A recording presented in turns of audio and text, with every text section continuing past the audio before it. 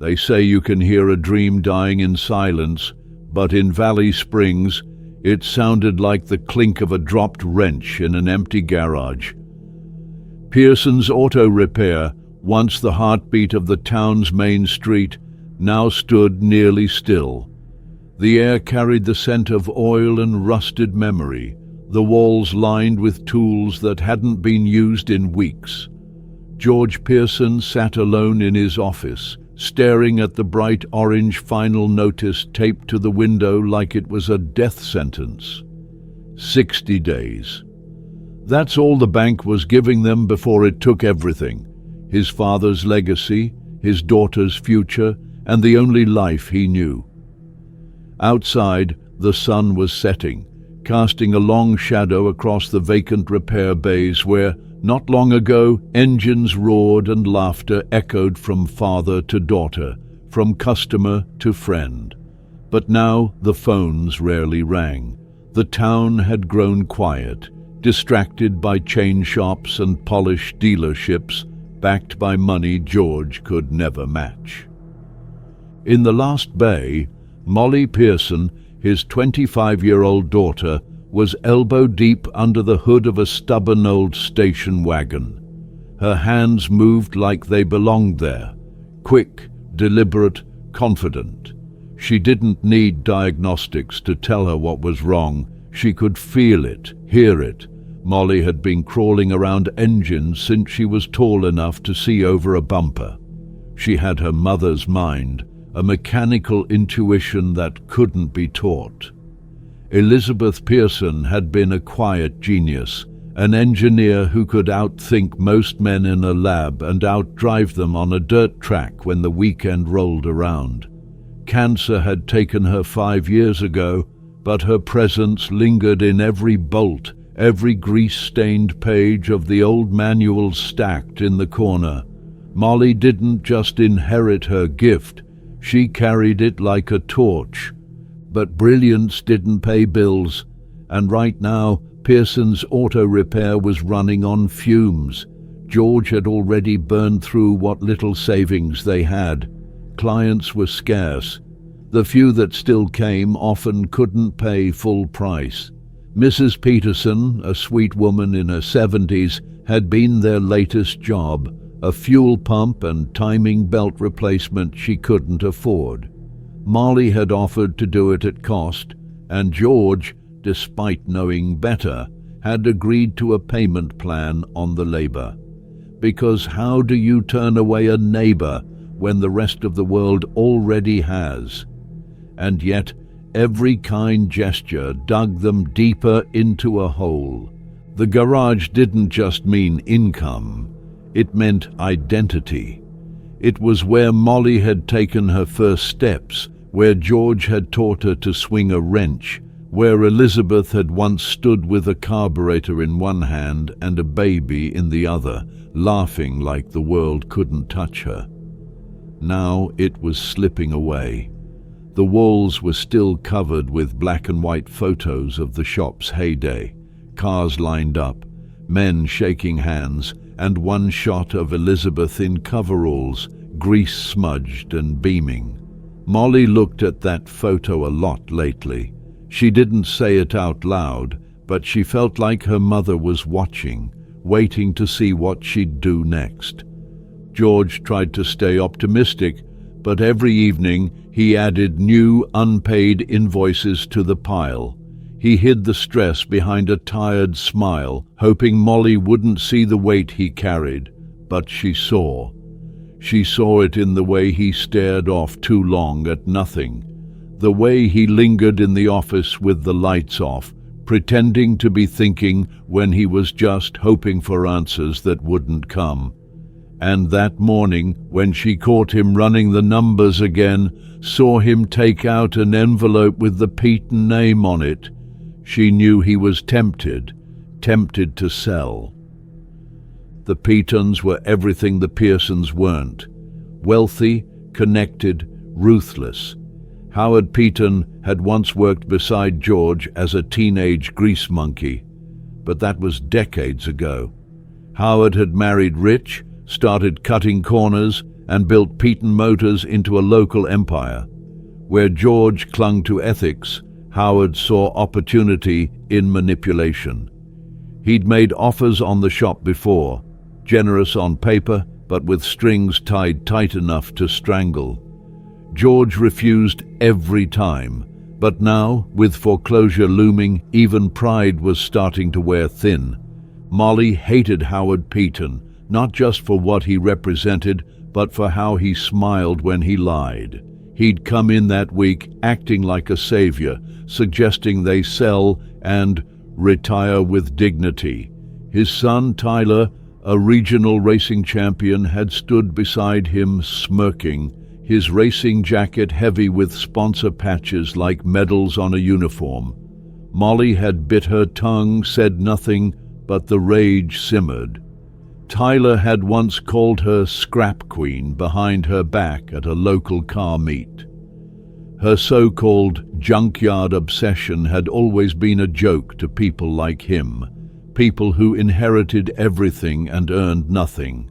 But Molly knew metal, she knew engines, and she knew that somewhere, deep in the rust and wreckage of this failing garage, was one last shot, one chance.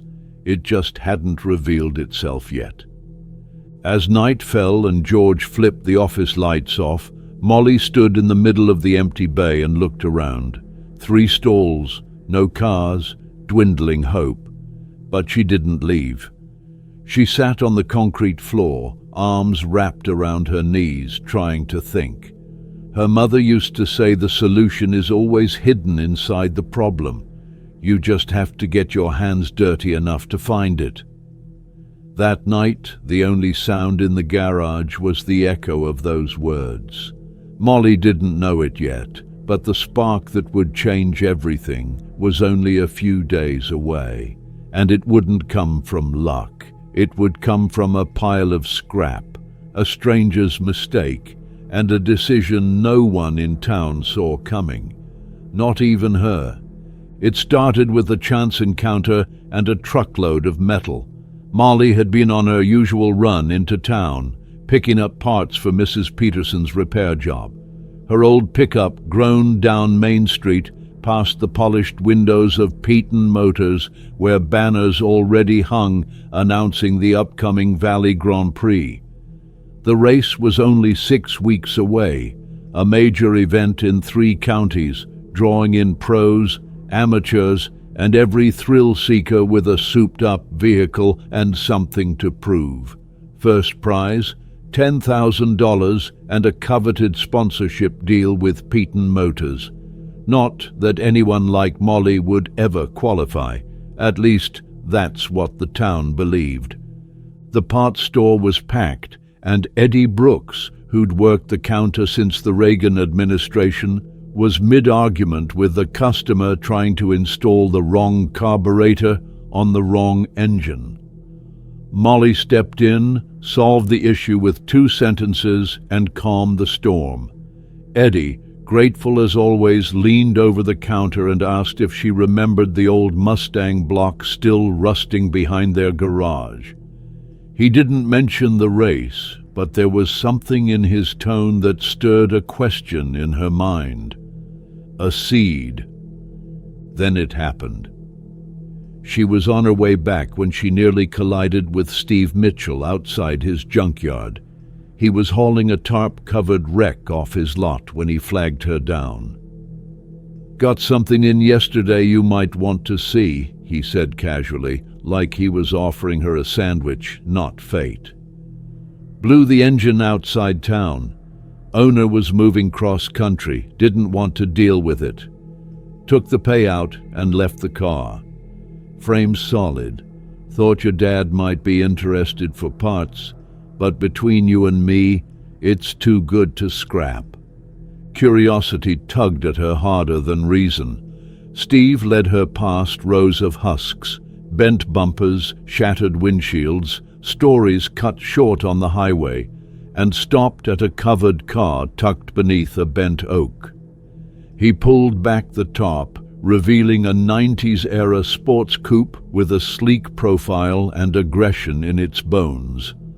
A dented rear quarter panel told of past mistakes, but the rest, Molly could see it instantly, was possibility. She circled the car, fingers trailing along the steel like a sculptor studying stone. Roll cage, reinforced frame, racing tires still clinging to the rims like they hadn't let go of the last track. This wasn't someone's commuter car. This was a machine meant to fight. Steve raised an eyebrow as she ducked under the hood. The engine was toast, no question, burnt out and half disintegrated, but something about the structure, the balance, the reinforced mounts, it was all engineered for speed, and someone had cared once, really cared. She checked the VIN. Her phone confirmed it. This was a rare, high-performance variant, limited production, probably used in amateur racing circuits, and here it was, sitting in a junkyard like a dog left out in the rain. "I can't pay you," she said finally, almost ashamed to admit it. But Steve just waved it off. "You fixed my tow truck last winter in the middle of a snowstorm, kept me from losing a week's worth of jobs. Consider this the favor returned. Just haul it off before next week, or I gotta crush it." As she drove away, her heart was already racing faster than the speed limit. The idea hit like a bolt of lightning. The Grand Prix, $10,000, one chance to save the shop, one car, already half built for the job, one wild, reckless, impossible plan. It sounded crazy even in her head, but crazy was all she had left. That night, she brought it up to her father over cold pizza and unpaid bills. George chuckled at first, thought she was joking, but then he saw her face, saw the fire in her eyes, the same fire Elizabeth had once shown when she pitched the idea of building their own carburetor prototype in the backyard for fun. Molly wasn't kidding. "We don't have a race engine," he reminded her. "We don't have a pit crew, or tires, or safety gear, or a quarter of the entry fee." She listened, let him list every reason it wouldn't work, and then she said the one thing he couldn't argue with. "We don't have anything else either." Silence fell over the kitchen, heavy as the night sky outside. For a long time, George didn't speak. Then he reached for an old photo album from the shelf. Dust rose as he cracked it open, revealing snapshots of Elizabeth standing beside a souped-up Honda, helmet tucked under her arm, beaming like nothing else mattered. "She'd probably tell me I'm out of my mind for even considering this," he muttered. Then his voice softened. "But she'd be the first one under the hood if she were here." Molly leaned in. "So that's a yes?" George didn't answer directly. Instead, he asked what parts they already had in the garage that could be retooled. She grinned and ran to the garage. He followed. By morning, Steve Mitchell was towing the wrecked racer into Bay 3. As it rolled over the oil-stained concrete, George gave it a once-over, arms crossed. "Frame's clean," he admitted.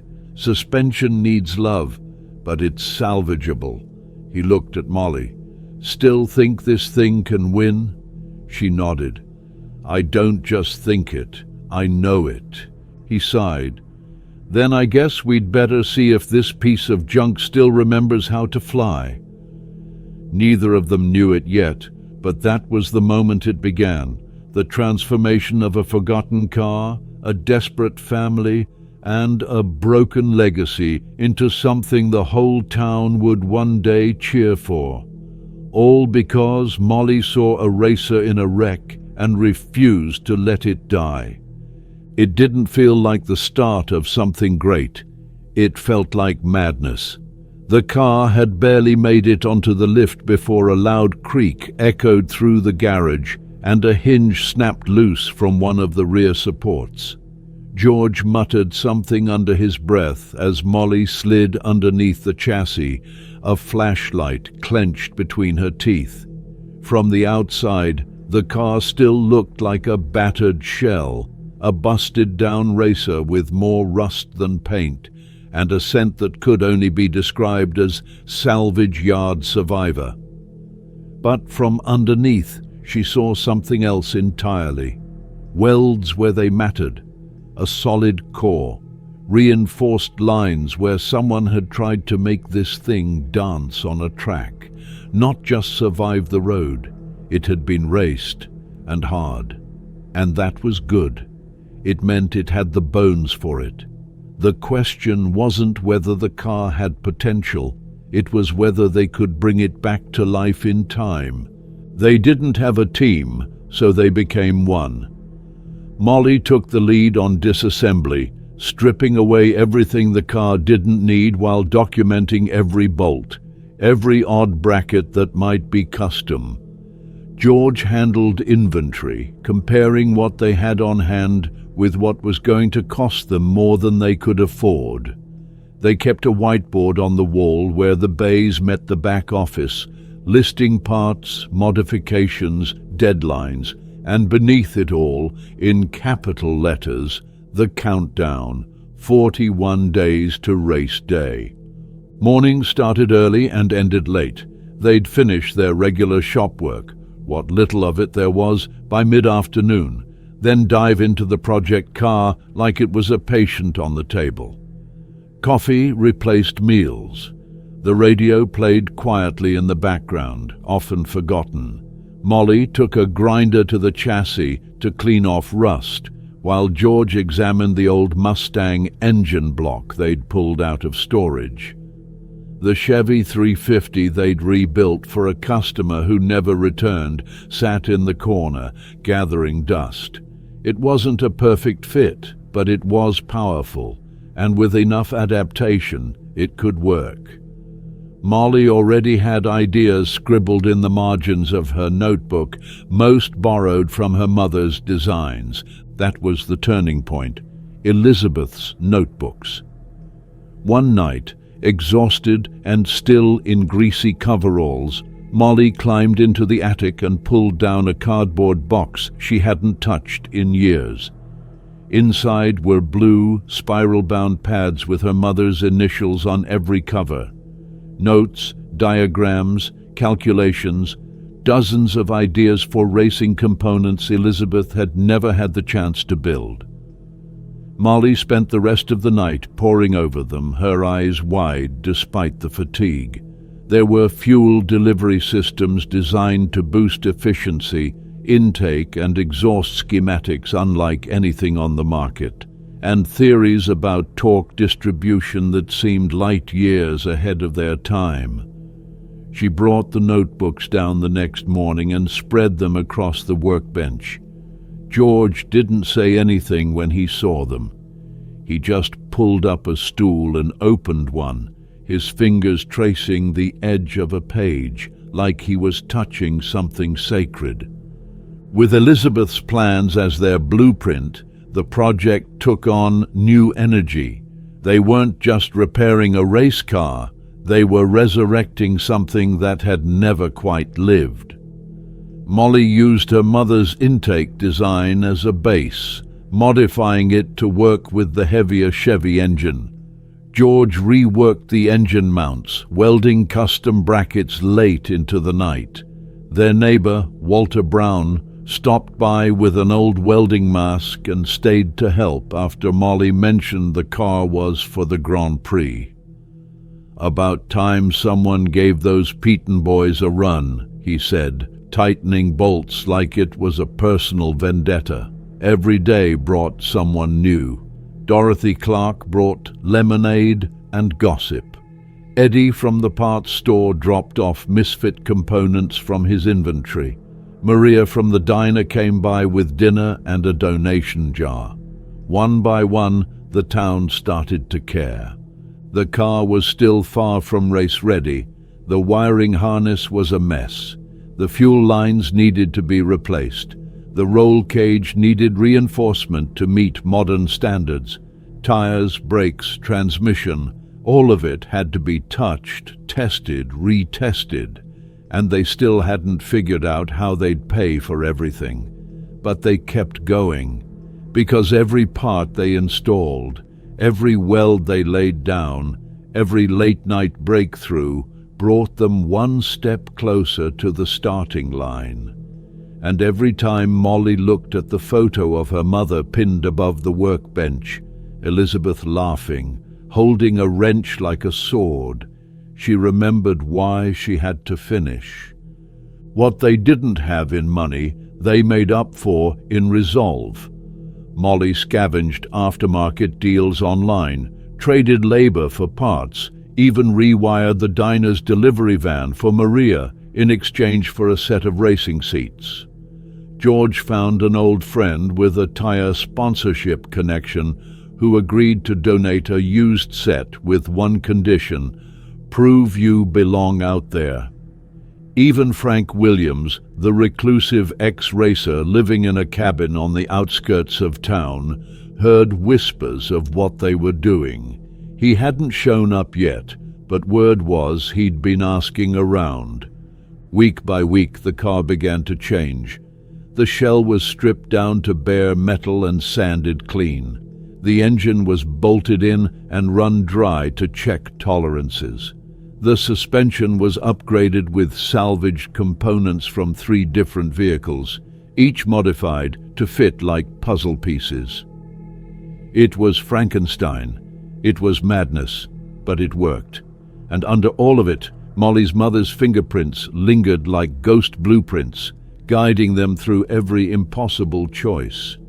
They worked through bruised knuckles, sleepless nights, and more than one near disaster. But through it all, something beautiful happened. The garage stopped feeling like a place waiting to die. It came alive again. The clink of tools, the occasional curse, the steady rhythm of welding and hammering. It was music. It was hope. The shop that had been empty just weeks ago was now filled with something better than money: purpose.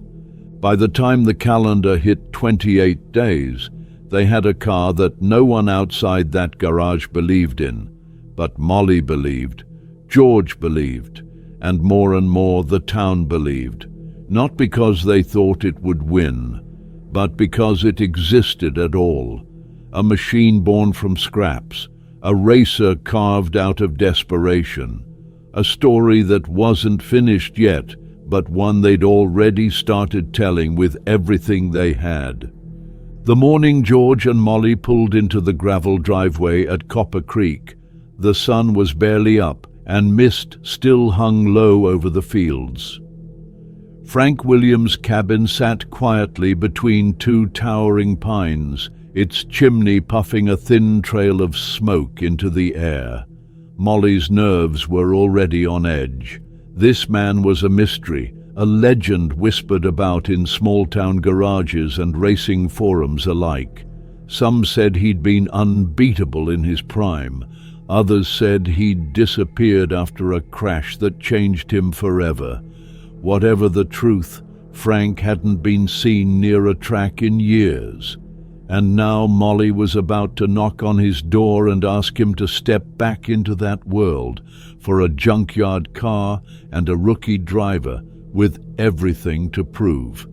Before she could knock, a gruff voice rang out from the side yard. "Whatever you're selling, I'm not buying."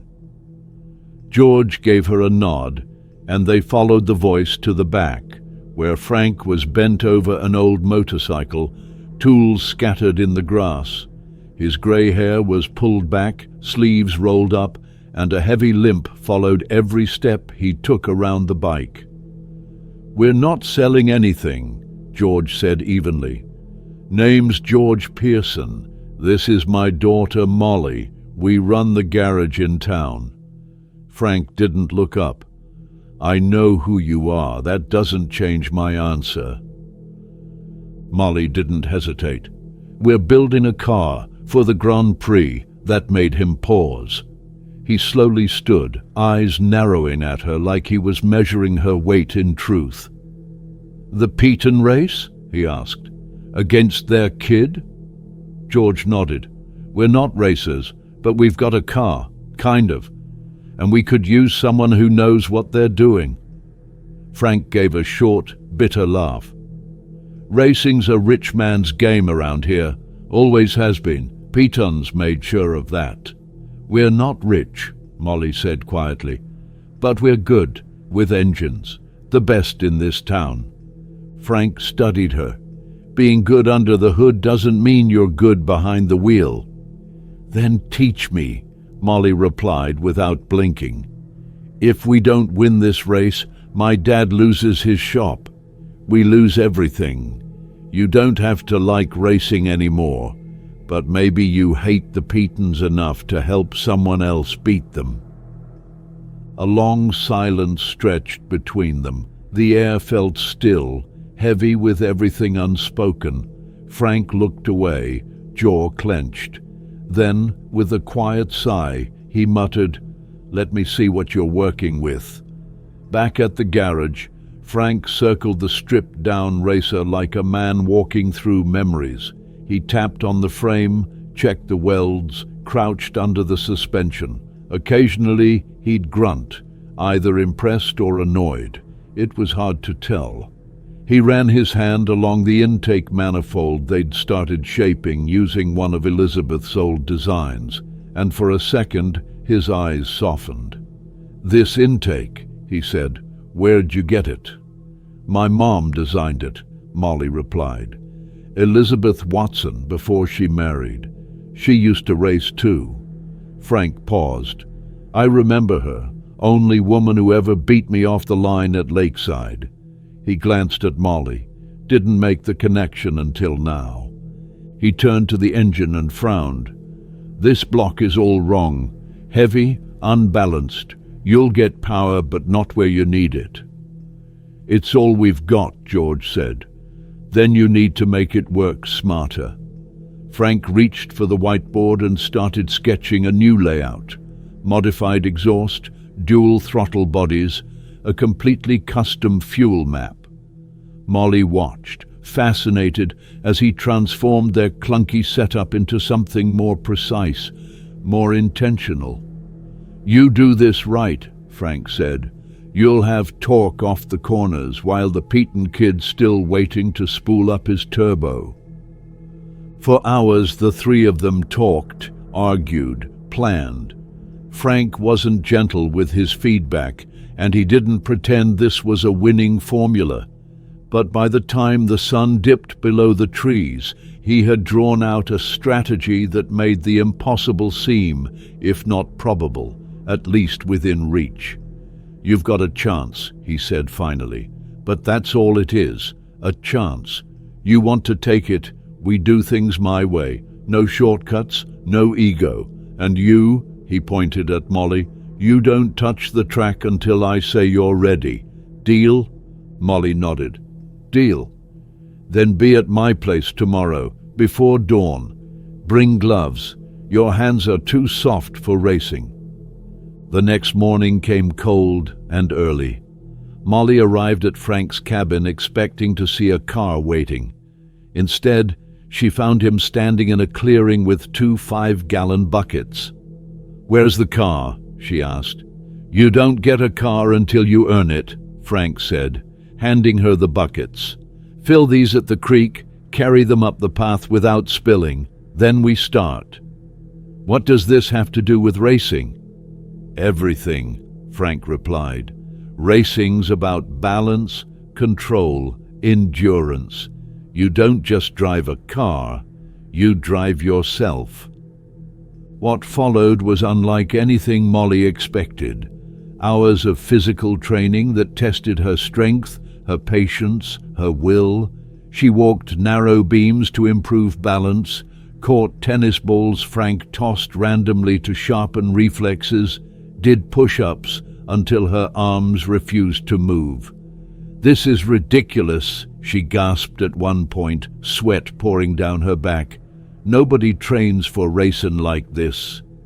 "I do," Frank said simply, "because when you're hitting corners at 100 miles per hour, when your body's fighting 3 Gs of pressure and your mind screaming to break, you need to be sharper than you've ever been, or you crash. Each day began the same way. Physical training at dawn, engine work in the afternoon, long strategy sessions at night. Frank pushed her harder than anyone ever had, but Molly didn't break. She got faster, stronger, smarter. She learned to listen to the car, to feel its rhythm like a second heartbeat. She memorized racing lines, braking points, exit angles. She began to see the track not as a blur of asphalt, but as a dance, one she could lead if she stayed in control. And slowly, something changed in Frank, too.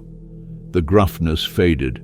The old bitterness still lingered, but there were moments, quiet ones, where he smiled, where his voice softened as he talked about his own races, his victories, his regrets. He never mentioned James Peaton directly, but Molly sensed the pain ran deep. This wasn't just about helping a girl beat the Peatons. This was about making peace with the part of himself he'd buried. In the garage, the car evolved. The engine, rebuilt using Elizabeth's intake system and Frank's fuel mapping, roared to life with a sound like no one had ever heard before. Not loud, not aggressive, just different. Controlled, precise. They tested it in secret, running laps on a makeshift course behind Frank's property. Molly drove cautiously at first, then with more confidence, each session bringing her closer to mastery. George watched, half in awe, half in terror. His daughter was becoming a racer before his eyes. Then one night, as they wrapped up for the evening, Frank sat down beside Molly and handed her a folder. Inside were provisional licensing documents. "You've earned these," he said. "You're ready." Molly looked up, eyes wide. "You mean it?" Frank nodded. "You're not just fixing a car anymore. You're becoming the kind of driver that can do something with it." The road ahead was still long. The Peatons weren't going to play fair, and everyone knew it. But in that moment, with the scent of oil in the air, the car resting under the top, and the quiet pride in Frank's voice, Molly felt something she hadn't felt in weeks. Confidence, not because someone told her she could do it, but because she'd proven it to herself, one step at a time. Mornings at the garage had taken on a rhythm that no one wanted to break.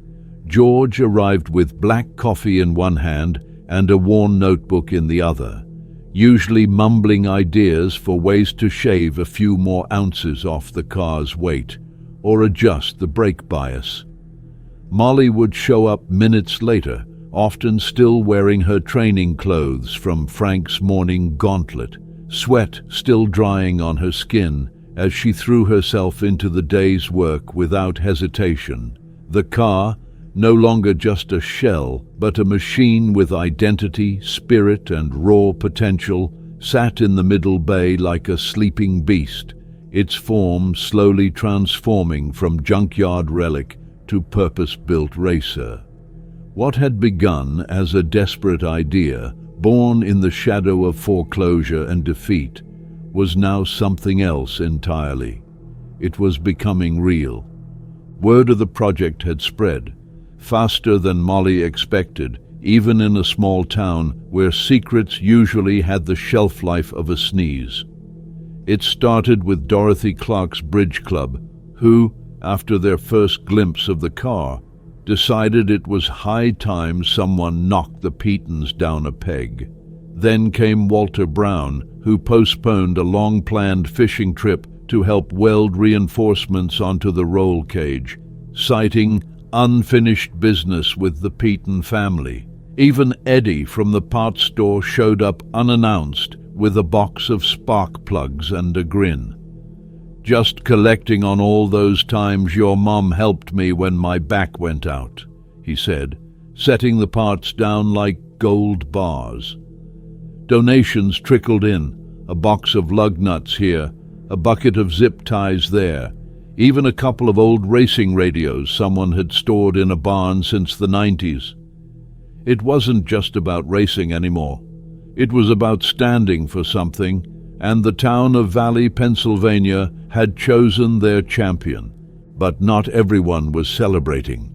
Trouble had a way of showing up the moment things began to feel hopeful. It started with a phone call. George answered it with the usual tired Pearson auto repair, only to go silent as the voice on the other end spoke. That was Kevin Wallace from the bank, he told Molly afterward. Howard Peaton filed a complaint, says we're operating a commercial racing team on residential property. Zoning violations. Molly's jaw clenched. Can they shut us down? Not without a hearing, but they're trying to spook us, slow us down. Frank, overhearing the conversation, didn't even look up from the carburetor he was calibrating. Let them try. They want you scared. Don't give them what they want. But it didn't stop there. Later that week, a flathead screw was found jammed into the tread of one of their rear tires. Not an accident, not a leftover from work. It had been placed deliberately, sharp side in. That same night, George caught the faint smell of gasoline near the rear of the shop. Too strong, too targeted. He checked the tanks, and sure enough, someone had loosened a valve. Nothing had caught fire, but it could have. He didn't say anything to Molly until the next morning, but when he did, her face went stone cold. They're getting desperate, she said quietly. That means we're getting close. Frank took action. With Walter's help, he installed motion sensors around the perimeter of the shop, borrowed from a hunting buddy who hadn't used them in years. They rigged a backup battery system and connected it to a silent alarm in Frank's truck camper, now parked permanently behind the garage. This is how you survive sabotage, Frank said. Preparation, vigilance, and not trusting anyone who wears Italian shoes in a machine shop. Despite the looming threat, work didn't stop. The car was almost ready for inspection. Molly had grown into her role behind the wheel, not just physically from Frank's brutal training regimen, but mentally. She anticipated handling quirks, responded to understeer with subtle steering corrections, felt the load transfer in corners the way a musician feels a rhythm shift. George watched her test runs with a mixture of awe and fear. "She's good," he said one night, hands in his pockets as Molly looped around the course behind Frank's property. "Better than I ever was." Frank didn't respond right away. Then he said, almost grudgingly, "She's more than good. She's got race instincts, can't teach that. Either you've got it or you don't." But with progress came risk. One morning, as they were welding a bracket to the firewall, a familiar face showed up, Laura Fisher, notebook in hand. "I'm writing a piece on the Grand Prix," she announced. "Word is you're the town's dark horse entry. I want the exclusive." Molly hesitated. "We're not ready for attention." "Too late," Laura replied. "The story's already out. People love an underdog, but they'll love it more if the underdog wins." Frank stepped between them. "No photos, no specs, no interviews. Not yet." Laura frowned. "You know, most racers would kill for this kind of publicity." Frank didn't flinch. "Most racers aren't going up against the Peatons with a homemade engine and half the town's hopes riding on them." Laura nodded, respecting the line he drew. But before she left, she turned to Molly. "When you're ready to talk, let me know. People want to hear your voice, not just your car." The encounter left Molly rattled. not because of Laura, but because for the first time it hit her how many people were watching, cheering, expecting, and the deadline was coming fast. The week before inspection, everything turned tense. The car still needed final calibration. The bodywork was unfinished. The fire suppression system hadn't been tested, and Frank wanted 3 full shakedown sessions before Molly took it anywhere near the official track. George worked past midnight reinforcing mounts. Molly spent hours with a torque wrench, rechecking every bolt. Frank slept less than ever, eyes haunted by memories of James Peaton's crash, watching for the smallest mistake in their build like a man obsessed. Then came another blow. Harold Newman, head of the racing committee, called with news that Howard Peaton had filed a formal protest against their entry. "He claims your car doesn't meet technical standards," Harold said. "He's invoking a rule that allows the committee to review unproven entries before they're officially accepted." Molly was furious. "He's trying to disqualify us before we even get to the track." Harold's voice was measured. "The review will be public. You'll have a chance to respond. But be ready. He's bringing experts and paperwork." George hung up and looked at Frank. "Do we have a shot?" Frank gave a slow nod. "If we finish the car, if every weld holds, if every measurement's clean, then yes. But we've got to move." So they did. In those final 3 days, the garage became a hive of relentless focus. Friends brought meals and coffee. Neighbors dropped off spare parts. Kids from the high school shop class asked if they could come help after hours. Even the mayor stopped by to offer encouragement and quietly mentioned that if the zoning board showed up again, they'd find his name already on the list of supporters. The morning of the protest hearing, they rolled the car onto a trailer. It wasn't finished. The paint job was still a dream. But mechanically, it was everything it needed to be: strong, legal, fast. They arrived at the Valley Community Center with heads held high and hearts pounding. A small crowd had already gathered. Among them, Howard Peaton, flanked by lawyers and engineers, his smile all teeth. Inside, as the committee took their seats, Frank stepped forward, not as a builder or a coach, but as a witness. "I've inspected the vehicle myself," he said. "It meets the standards, and if anyone doubts that, I'll stake my license on it." He pulled out an old, worn competition card.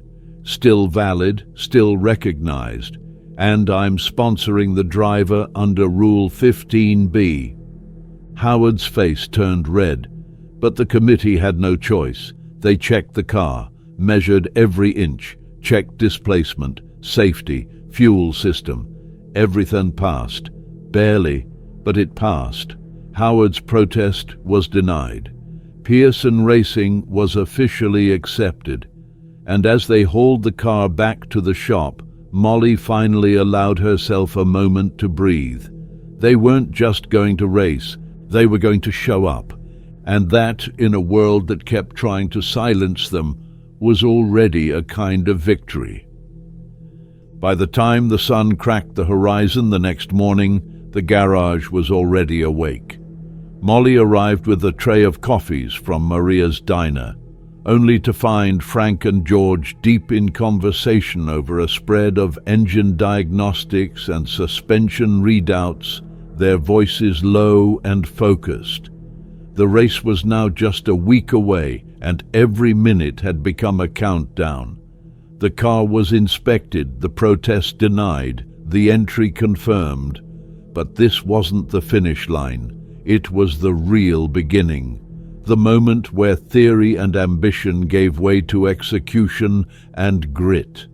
What they had built was extraordinary, no doubt, but it wasn't finished. Not in the way that mattered, not in the way that could win. The shop had turned into something more than a workspace. It was a crossroads of everyone's hopes, a proving ground for ideas and for people. Walter Brown came by again, this time with two friends in tow, retired mill workers who hadn't touched a wrench in years, but who now found themselves welding body panels with the same care they once used to build steel bridges. Eddie from the parts store dropped off a custom air filter he'd machined from scratch in his spare time. "Didn't cost me a dime," he said, despite the hours it had taken. "Just want to see this thing fly." Even shy teenagers who'd never stepped foot in the garage before now showed up to sweep the floor or hand Molly tools. The entire town was investing time, sweat, belief. Every bolt that was tightened, every weld that held, carried the fingerprints of dozens of hands. This car didn't just belong to the Pearsons anymore. It belonged to Valley. But as the work intensified, so did the pressure. Frank knew it.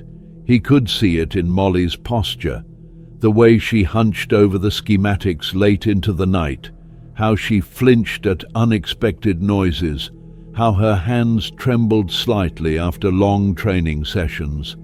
She was driven, yes, but she was also exhausted, mentally worn thin by the sheer weight of everything she was trying to carry. He didn't say anything at first, just pushed her harder, more laps, tighter corners, drills until dusk. Until one evening, as they prepared for a night run on the makeshift track, Molly stumbled as she stepped out of the car. Not a big fall, just a slip. But Frank saw it. The delay in her reaction, the split second her muscles didn't respond. "That's enough for today," he said quietly. "I'm fine," Molly argued, reaching for her helmet again. "You're tired, and tired gets you killed on a real track." She opened her mouth to protest, then stopped, because she knew he was right. Inside the barn, they sat in silence for a while, surrounded by the familiar hum of cooling metal and the quiet creaks of settling tools. Finally, Molly spoke. "What if I mess up? What if after everything, everyone's support, the time, the money, I get out there and choke?" Frank didn't answer right away. He pulled out a can of oil and started cleaning a socket wrench, slow and methodical. Then he looked up. "Let me tell you something about fear. It's not the enemy. It's the compass. If you're scared, it means you understand the stakes. It means you care. But fear only wins if it stops you, so you acknowledge it. Then you do the thing anyway." Molly nodded slowly. It didn't erase the fear, but it gave it shape. The next few days passed in a blur. They moved testing off-site to Frank's barn full-time now, both to avoid Peyton spies and to keep a low profile. The engine was running better than ever, responsive, balanced, delivering torque exactly where it needed to. Elizabeth's design, enhanced by Frank's tuning, had created something rare, a setup that defied standard racing wisdom but somehow worked. Molly was now so attuned to it, she could tell when the RPMs shifted half a beat too late just by the vibration in the seat. But then disaster struck. During a high-speed run meant to simulate lap 15 of the Grand Prix, the engine sputtered, coughed, and died. At first they thought it was fuel, then ignition. But when they opened the block, they found the real problem, a fractured connecting rod. The damage wasn't just inconvenient, it was catastrophic. That rod had been custom machined from what little high-quality material they'd had. Replacing it wasn't a matter of running to a store. It would take a week to remake, minimum. Time they didn't have. For a few long minutes, no one said anything. George stared at the block like it had betrayed him. Molly sat on a crate, too stunned to be angry. It was Frank who finally broke the silence. There might be one other option. He didn't want to say the name, didn't want to reopen a chapter he'd sealed shut years ago, but there was no other way. Chester Hoffman. George's eyebrows lifted. The former commissioner? He's back in town, lives on the North End now, and he's got parts, rare stuff, including, if I'm right, a set of FRX titanium rods that were never released. We used to race with prototypes from the same batch. What's the catch? Molly asked. Frank's jaw tightened. He and I didn't part on the best terms. After James' crash, I blamed him for protecting Howard, said some things, in public, loudly. Molly stood up. We'll go with you. Frank shook his head. This is something I have to do.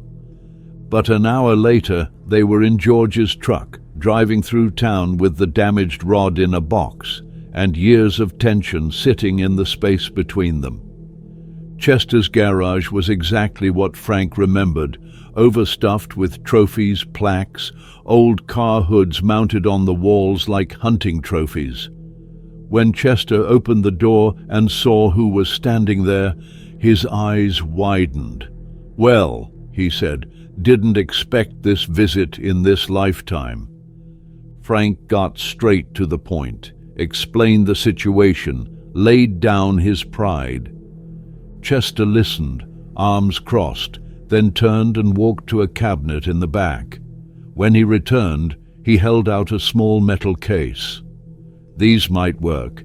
They're stronger than what you had. What do you want for them? George asked. Chester smiled, but it wasn't a happy smile.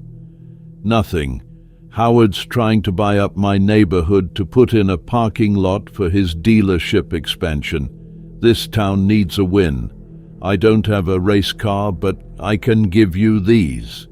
Back at the barn, the team worked through the night. George cleaned and fitted the rods while Molly polished the pistons. Frank supervised the reassembly like a general overseeing battle prep. By morning, the engine was together, and when it fired, it didn't just roar, it sang. The sound echoed off the trees, deep and smooth, alive, and in that moment, everyone knew they were still in this. But now, they had more than a car. They had a cause, and they had a week to make it matter. The engine repairs had lit a fire under the entire team, but there was no time to celebrate. 7 days until race day meant 6 days of non-stop labor, testing, adjustments, and drills. The car was finally running again, better, faster, louder, but it was still just a machine, and a machine was only as good as the one who drove it. For Molly, that meant pushing her limits in every way. The physical training with Frank doubled in intensity. Mornings began before the sun, with long-distance sprints along the creek trails behind Frank's cabin, followed by water-carrying drills and balance exercises so precise they could have belonged in a gymnast's routine. Then came reflex tests, footwork drills, vision exercises, and hours in the seat of the car. By mid-afternoon, her muscles burned like fire, and her hands shook from adrenaline, exhaustion, and sheer mental overload. But every day she showed up again, earlier and sharper than before, until Frank finally said with a half-smile, "You're not just training anymore, you're becoming a racer." While Molly trained, George and Frank fine-tuned the car's systems with a near-paranoid level of detail. They reprogrammed the custom ECU Frank had pieced together from scavenged microchips and modified code, integrating it with Elizabeth's fuel delivery design. The result was a smarter engine, one that could adapt its timing and air-fuel ratios dynamically, giving Molly an edge in the race's trickiest corners. Every part of the car was inspected twice, then triple-checked. George ran diagnostics on the braking system while Molly used a thermal camera borrowed from the high school science lab to track how heat built up in the wheel hubs under stress. They tested different tire pressures, adjusted sway bars, and experimented with cornering weights using sandbags in the passenger seat to mimic race loads. Even the seat padding was custom cut from old memory foam mattresses. Whatever they had to do to give Molly maximum control without sacrificing safety.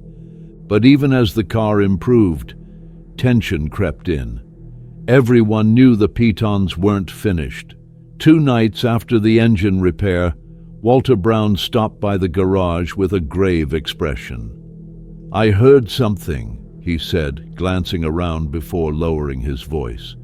"A friend of mine works nights at the truck stop on Route 19. Said he overheard Tyler's crew talking about making sure the Junkyard special doesn't cross the finish line. Didn't say how, but they were laughing like it was already done." Frank said nothing, but his jaw tightened. George didn't speak either, but the next morning a second motion sensor light was installed over the rear bay, and the old security camera system from the pawn shop was rigged to a live feed monitor inside the camper where Frank now slept every night. They weren't taking chances. And then, just as everyone was finally settling into a rhythm, came another curveball. Harold Newman from the race committee called George early in the morning. "Got something to run past you. The track's going to be closed for maintenance 2 days before the race, but I might be able to get you a slot at dawn tomorrow. Just you. Unofficial. 1 hour. No eyes." George agreed before Harold could even finish his sentence. When Molly heard the news, her nerves spiked. "You mean a full track run? On the real surface?" Frank nodded. "It's not just a test. It's your only shot to adapt to that asphalt before race day." That night, no one slept much. Molly lay awake, staring at the ceiling, her heart racing with questions. Would the car handle the same on professional pavement? Would her instincts hold up under speed? What if she choked in front of Frank and her dad? What if she oversteered and wrecked? By 4:30 the next morning, they were already at the gate of the Valledale Speedway. The sky was a deep purple, Dawn barely thinking about braking.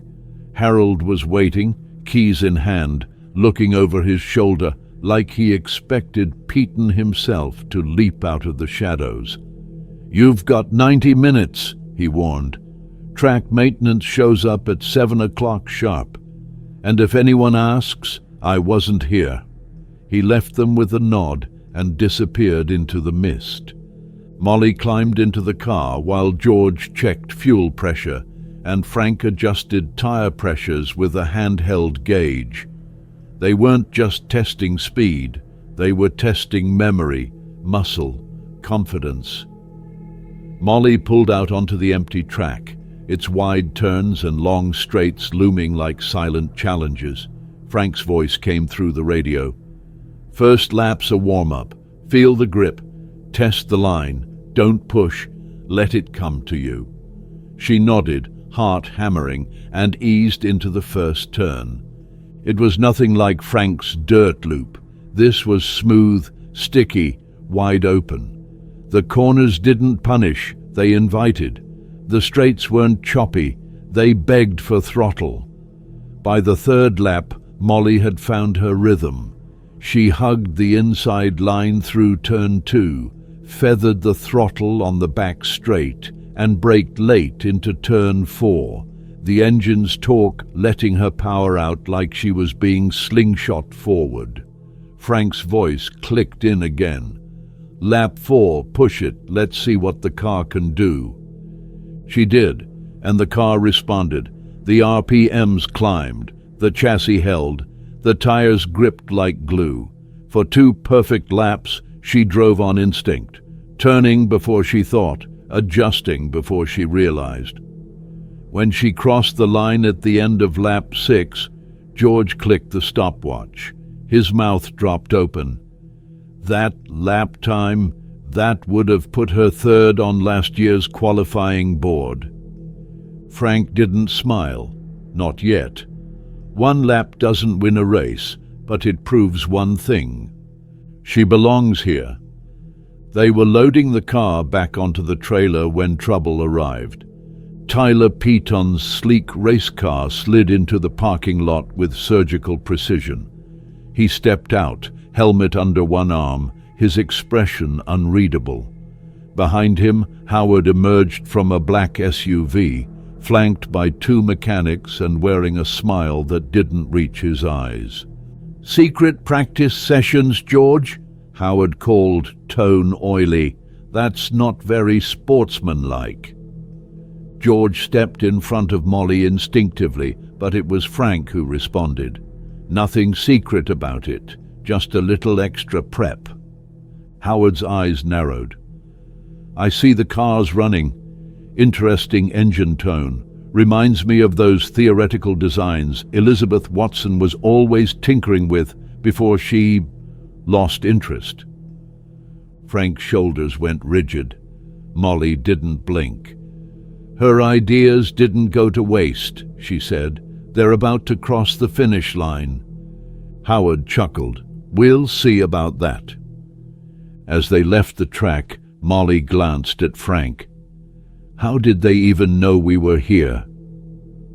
He didn't answer, but his eyes were dark. That night they reinforced everything, tires, mounts, even the wiring harness. They tested every system twice. Sleep became a luxury no one could afford. Frank and George worked in rotating shifts. Molly trained during the day and reviewed track notes and regulations at night. Frank drilled her on situational racing. What to do if your inside line is blocked? What if your brakes fade mid-lap? What if your spotter goes silent? It was mental conditioning as much as physical. By the end of each day, Molly wasn't just exhausted, she was transformed. The final day before race inspection arrived like a wave breaking against the garage. The car was finished, painted deep blue with silver accents, a tribute to her mother's favorite colors, and the lightning bolt decal across the hood had become more than just a design. It was a symbol of speed, of defiance, of rebirth. As they loaded the car for inspection, no one spoke. There was nothing left to say. They had rebuilt more than just a racer. They had resurrected a legacy, molded determination into steel and courage into horsepower. And when the committee confirmed that everything was in regulation, with no violations, no loopholes, no disqualifications, they knew Pearson Racing wasn't just showing up, they were ready to win. Race day wasn't just a day anymore. It had become a full-blown phenomenon. From the moment the first rays of sunlight touched the hills surrounding Valleydale, cars were already lining the roads, parking lots overflowed, and townspeople buzzed with an energy that pulsed through every street and alleyway like electricity. What had once been a small local event had transformed into something much bigger. A reckoning, a story that everyone wanted to see unfold in real time. At the center of it all stood Molly Pearson, who only weeks ago was fighting to save a family garage with a beat-up racer and a half-buried dream. Now she was the symbol of every underdog who had ever been told they weren't enough. The garage team had arrived early, hours before the official start, taking their place in the designated pit area beneath a banner hand-painted by Dorothy Clark and the ladies from the Bridge Club. It read simply, "Pearson Racing, built not bought." Around it were dozens of homemade signs, lightning bolts, blue flags, and children wearing racing helmets made of cardboard and duct tape. The noise was overwhelming. music from the PA system, announcers calling out driver names, engines revving in chorus like a rising war cry. And in the middle of it all, Molly stood beside her car, calm on the outside, but inside her chest her heart thundered like it wanted out. George moved with quiet efficiency, checking tire pressure, fuel levels, and every bolt he could reach, his fingers performing the ritual they'd learned from 3 generations of Pearsons before him. Frank watched Molly from a distance, arms folded, eyes sharp. He didn't offer any last-minute wisdom, not yet. He knew she was already carrying enough, and anything more would tip the balance. But Molly could feel his presence, steady as the earth beneath her, and that was enough. Harold Newman's voice boomed over the track's loudspeakers as he welcomed the crowd and outlined race protocol. Then came the call every driver waited for. "All racers report to your vehicles." Molly climbed in, strapped herself into the harness they'd triple-checked the night before, and took a long breath. In front of her, Tyler Peaton sat in his bright red race car, sleek and silent, his helmet already on. He hadn't spoken to her since their brief exchange after the inspection, but as she rolled up beside him on the grid, he gave her a small nod, a signal. Whatever his father had planned, Tyler wasn't part of it.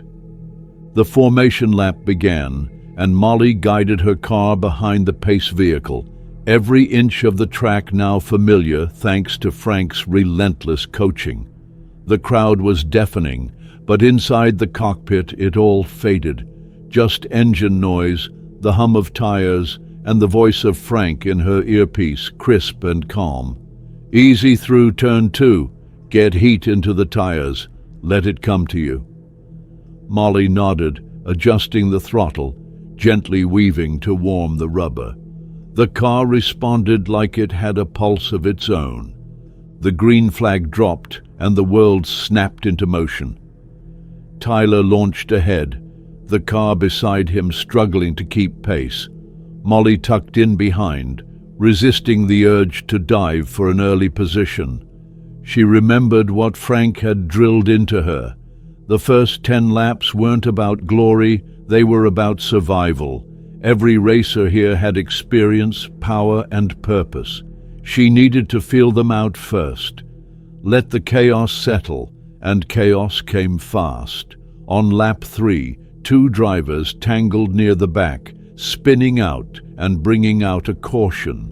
Molly avoided the debris, eyes locked on Tyler's rear spoiler. No sudden moves. Not yet. The restart was clean.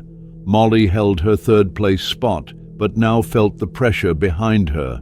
Jason Miller, one of Tyler's teammates, kept testing her line, inching up in corners, bumping the rear just enough to rattle nerves. She stayed calm, ignored the taunts. "He's trying to make you react," Frank reminded her through the headset. "Don't. You're faster in sectors 2 and 4. He knows it. Hold your line."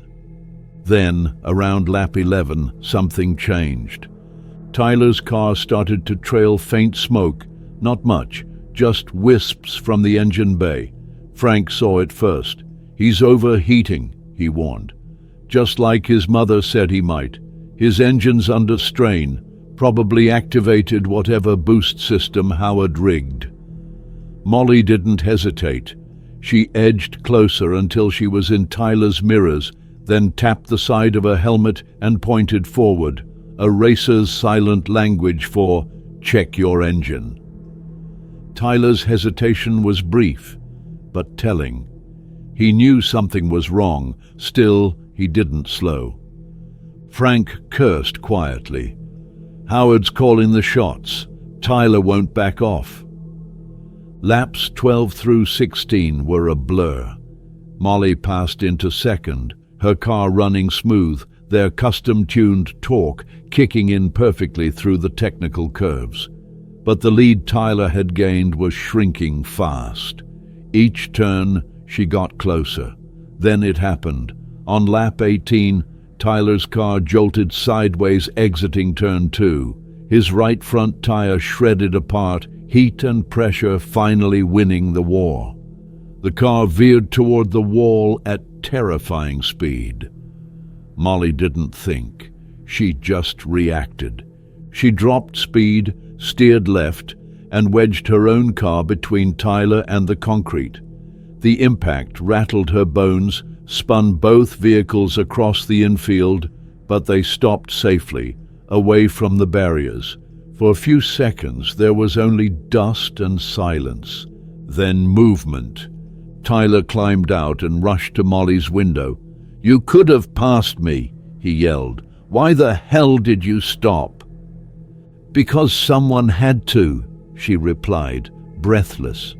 "Because I wasn't going to let your father destroy you the way he destroyed James." Emergency crews surrounded them. Frank and George were already sprinting across the grass. The car was damaged, suspension bent, rear fender caved in, but salvageable. As the officials gathered to review the crash, the truth spilled out. Tyler, shaken but uninjured, explained the unauthorized modifications, the pressure, the warnings he'd ignored. And just like that, Howard Peaton's world began to crumble. Sheriff Anderson was waiting by the Peaton trailer, a folder in hand. Laura Fisher had given him the final piece, a recording of Howard's conversation at Jenkins' garage instructing sabotage. The sheriff also had something better, hard proof from a search warrant, technical diagrams, schematics, and notes handwritten by Howard himself, race tampering, endangerment, multiple violations of league protocol. It was enough. Howard was arrested at the edge of the track while hundreds watched. And as he was led away, Tyler stood beside Molly, silent. The officials huddled for half an hour before announcing a decision. The race would restart from the positions held prior to the crash. With Tyler out, Molly would take pole. 10 laps, clean slate, one shot at history. Her crew worked like their lives depended on it. The suspension was repaired in record time. New tires, fresh fluids, and a bent rear panel straightened with a pry bar and a lot of elbow grease. With minutes to spare, the car was ready. Not perfect, but hungry. Molly rolled up to the grid. The flag dropped, and she launched like lightning. She launched like lightning, the tires gripping the track with fierce precision as the field roared behind her. Molly was now in a position few ever expected she'd reach, the front of the pack, leading the restart with only 10 laps between her and a storybook ending. But if anyone thought those final laps would be easy, they hadn't been paying attention. Because in racing, nothing is ever given. Everything has to be fought for, lap by grueling lap. The restart was clean, but the pressure began immediately. The second-place driver, Rick Dawson, a seasoned regional circuit racer with years of experience under his belt, stayed glued to her rear bumper. Unlike the earlier racers who tried to intimidate her with reckless aggression, Rick was smart, patient. He didn't dive bomb into corners or try to rattle her with contact. Instead, he studied her, analyzing her lines, watching how she approached turns, where she braked, where she accelerated. He was looking for weakness, and for the first 2 laps, Molly gave him none. Frank's voice was calm in her earpiece. "You've got the torque out of the corners. That's your edge. Keep it smooth in the turns, then punch it hard on exit. Don't let him draw you into a mistake." Molly focused, her hands steady on the wheel. Her breathing timed to her shifting. Each lap became a rhythm, a balance of restraint and attack. Her car, this patched-up beast born in a junkyard, was singing beneath her. The engine roared with each burst of throttle, and every corner she hit just right, felt like an answered prayer. Lap 4 brought the first serious challenge.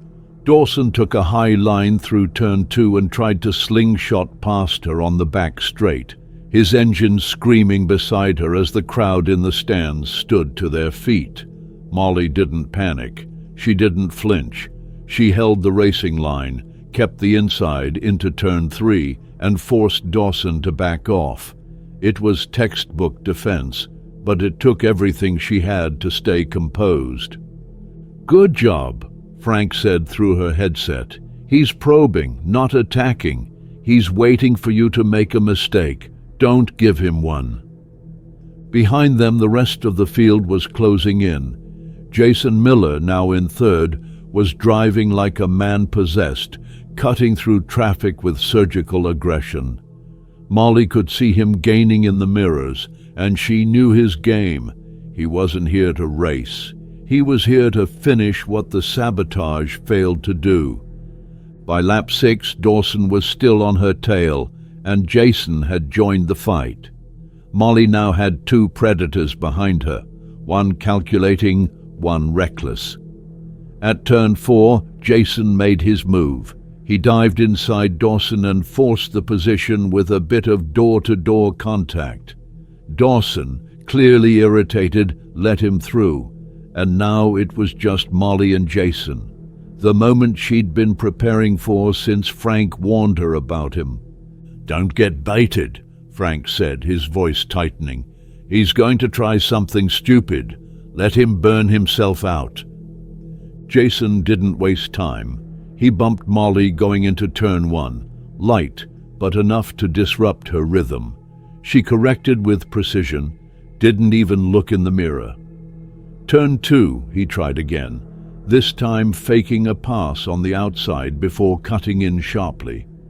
Molly held her line. She didn't react, didn't defend. She let him make his move. On lap 7, he made his biggest play yet, going high through the carousel and trying to muscle his way past on the straight. But his tires had taken a beating, and his angle was too aggressive. As they entered turn 3, Molly let off the throttle for half a second, baiting him into overcommitting. He did. His car slid wide, missed the apex, and Molly cut inside, retaking the lead with a roar from the crowd. "Beautiful," Frank breathed. "He's cooked his tires. He won't get that chance again." Jason tried to recover, but his momentum was gone. Dawson reclaimed second place within a lap, and now Molly had a buffer again. But there were still 2 laps left, and Dawson wasn't done, not by a long shot. Molly focused harder than she ever had. Every sound, every vibration from the car, every gust of wind on the straight, she was attuned to all of it. Her hands gripped the wheel with firm precision, her feet danced between brake and throttle, and her instincts, honed from years working under the hood, kicked in with machine-like precision. Dawson pushed hard on the final lap, getting within a car length as they approached turn 3, but Molly didn't flinch. She braked late, nailed the corner, and rocketed out onto the final stretch. The checkered flag waved in the distance like a dream just out of reach. Molly poured every ounce of power into the throttle. The engine responded with a fierce growl. The tires gripped, the speed built. And in that last moment, as the crowd rose to its feet and her father leaned over the pit wall, eyes wet, hands clenched, Molly Pearson crossed the finish line. First, the sound was deafening, horns blared, flags waved, strangers screamed her name, people hugged in the stands. Dorothy Clark nearly fainted. The Bridge Club attempted a celebratory dance that no one could coordinate. And as Molly pulled into the infield, the entire pit lane erupted. George ran to her car, his hands trembling as he opened the door. She barely had time to unstrap before he pulled her into the tightest hug of her life. "You did it," he whispered. "You really did it." Frank was next, eyes suspiciously damp, clapping her on the back. "You didn't just race. You controlled the race. You became a driver today." Tyler Peaton emerged from the medical trailer, a fresh bandage on his arm, but a genuine smile on his face. He walked straight to Molly and held out his hand. "You didn't just beat me," he said. "You saved me. And you saved racing in this town." Molly shook his hand, not as a rival, but as an equal. Harold Newman approached with the trophy and the check, but the applause from the crowd nearly drowned out his words. Molly barely heard her name announced as the winner. What she felt, what overwhelmed her in that moment, wasn't the weight of victory. It was the warmth of validation. She had earned this. Every late night, every scraped knuckle, every moment of doubt, every time someone called her foolish or small or just a mechanic's daughter. Now she was a champion. As flashbulbs popped and reporters jostled for interviews, Molly looked toward the stands and spotted something unexpected. The crowd had parted just enough to reveal a banner held by two kids in grease-stained t-shirts. It read, "Built by Molly. Run with heart." And that, more than the trophy or the check or the cheers, was the moment that landed deepest. Because winning wasn't just about the race. It was about showing everyone what heart and grit and belief could do. It was about changing the story, and Molly Pearson had just rewritten it. 3 weeks after her breathtaking victory at the Valley Grand Prix, Molly Pearson sat in a folding chair beneath the bright lights of the Valley Community Center, facing a row of reporters from across the state. Microphones lined the long table in front of her, some bearing logos of sports networks she'd only ever seen on TV. Questions flew like sparks. Would she race professionally? What were her plans now that she'd beaten the best with a car built from scraps? Could a mechanic's daughter from a small town hold her own on the state circuit, or was this just a feel-good fluke? Molly answered them with the same grace and quiet strength that had carried her through every twist of the track. She spoke about her community, her late mother's designs, and how it took an entire town to build a car strong enough to shake an empire. She didn't promise fame or fortune, just that she'd keep pushing, keep learning, and keep racing with the heart that got her here. At her side sat George, beaming like a man who had just watched his daughter do the impossible, which, in truth, he had. The victory had changed everything. Pearson's auto repair had gone from being one call away from foreclosure to having a waiting list. Customers poured in from 3 counties, eager to have their vehicles touched by the hands of the young woman who'd outdriven legacy and wealth. The $10,000 prize had erased the most immediate debts. Victoria Peaton's restitution check had wiped the mortgage clean, and the wave of attention brought by Laura Fisher's viral article ensured that the shop would never struggle for business again. Still, amid the celebration, choices loomed like long, open roads. Frank had been the first to ask after the press conference ended. "So what now?" She didn't answer right away, because what came next wasn't just about her. It was about her father, her town, and the legacy she wanted to build. And then the next visitor walked in, Victoria Peaton herself, dressed modestly, no chauffeur in sight. She carried a small leather folder and a quiet determination. She thanked Molly again for saving Tyler's life and presented an envelope, another check, this time for $20,000. "Call it repayment," she said softly. for everything my husband tried to take from your family." George nearly refused. Molly hesitated too, but Victoria insisted, "This isn't charity, it's accountability." And with that, she left as quietly as she had come. The room sat in stunned silence until Frank finally spoke. "Well, we've got options now." And they did. Chester Hoffman had reached out, offering to help put together a modest sponsorship through his old racing connections. A humble, no-frills path, but one with no strings attached. Then came the second offer, this time from Tyler himself. Peyton Motors, under his new leadership, wanted to sponsor Molly for the 3-race Summer State Series. Full support, travel covered, professional pit crew, the works. "No interference," Tyler promised. "No expectations other than you race your way." A bold offer, but a complicated one. The Peyton name still carried scars. And while Tyler was trying to make good, there were wounds that hadn't healed. Before she could decide, another surprise arrived. Steve Mitchell's beat-up tow truck pulled into the driveway of Pearson's Auto Repair with someone in the passenger seat that made George drop the wrench he was holding. James Peyton, the man behind the legend, the one whose crash had been covered up, whose life had been quietly moved out of the public eye, was back. Older, yes, his wheelchair a permanent fixture now. But his voice, steady, clear, kind.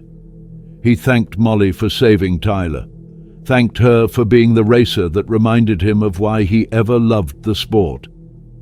And then, slowly, he produced a third offer, a letter from Midwest Motorsports.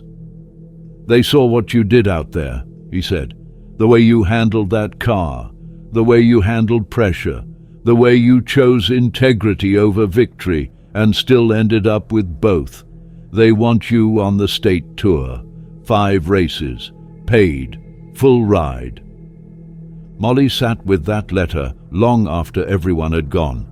It wasn't just a sponsorship, it was a doorway, a bridge between everything she had built and everything she might become, but she couldn't say yes right away.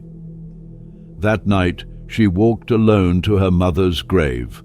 The headstone, nestled in the quiet cemetery on the hill, overlooked the town like a watchful guardian. She knelt beside it, fingers brushing the edge of the cool stone. "You were right, Mom," she whispered. "The world did need better engines, better ideas, but what I didn't realize until now is that it also needed better stories." Back at the garage, George and Frank were deep in discussion about schedules and contracts when she returned. "I'll do it," she told them, holding up the Midwest Motorsports letter. "But only if my first professional race is right here, in this state, so the people who helped me start this journey get to see it with their own eyes." They agreed immediately. Word spread fast, faster than it had even after her Grand Prix win.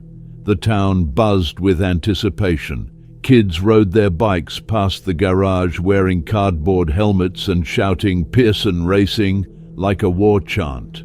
Laura Fisher's articles were now being reprinted in statewide publications. And then came the film crew, from a regional sports network looking to document the rise of Molly Pearson. The once quiet town of Valley was now a beacon of pride, a place people pointed to and said, "That's where the miracle happened." Through all of it, Molly stayed grounded. She trained harder, ran drills with Frank at dawn, studied her mother's notebooks every night, and she never once left the garage untouched, tuning cars for long-time customers, helping George with oil changes, and checking in on every person who had donated, cheered, or believed. On the eve of her professional debut, the mayor declared it Molly Pearson Day. The town came out in full force, music, food, speeches. Maria unveiled a new diner special called the Lightning Bolt, and Dorothy Clark presented Molly with a blue racing scarf stitched by every member of the Bridge Club. That night, as the town celebrated with fireworks over the hills, Molly stood quietly beside her car. George joined her, placing a gentle hand on her shoulder. "You ready?" he asked. She didn't answer right away. She looked at the car they'd built with their hands, their sweat, their fears. The car that had gone from a scrap heap to the podium. Then she looked at her father, the man who taught her that effort was more important than glory, that tools were just extensions of belief. Finally she nodded. "I'm ready, and I'm taking all of this with me." Because the next chapter wasn't about escaping her past. It was about honoring it and racing into the future with a whole town riding shotgun